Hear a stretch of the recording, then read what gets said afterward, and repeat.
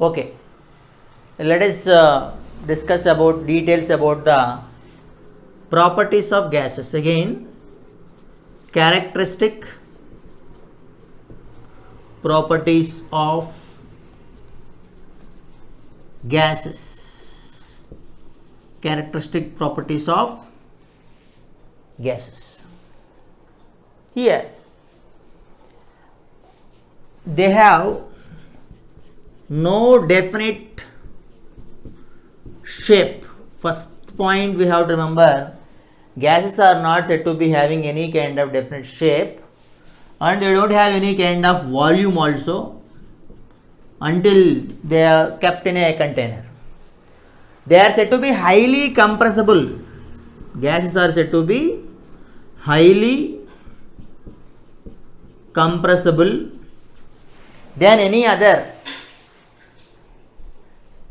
substances, states of matter, due to large empty spaces between the molecules. What is the reason is due to large empty spaces between molecules. Large empty spaces between molecules. That is one point, most important point under study. And pressure also most important characteristic property of gases, means gases exert pressure due to the collision with each other. That means molecules will collide each other. That means due to collision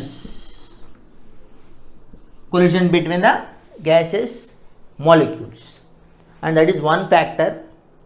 Not only collision between them, between the walls of the container also they will collide. That is the reason behind the pressure is a characteristic property of the gases. They have highest kinetic energy. That means they have higher kinetic energies than compared to the others. Others means solids and liquids, and particularly they are said to be very low density substances. They have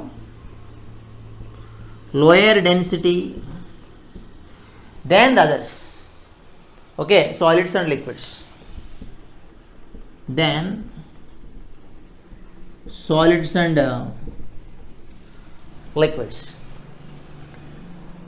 And the most important thing in the discussion is nothing but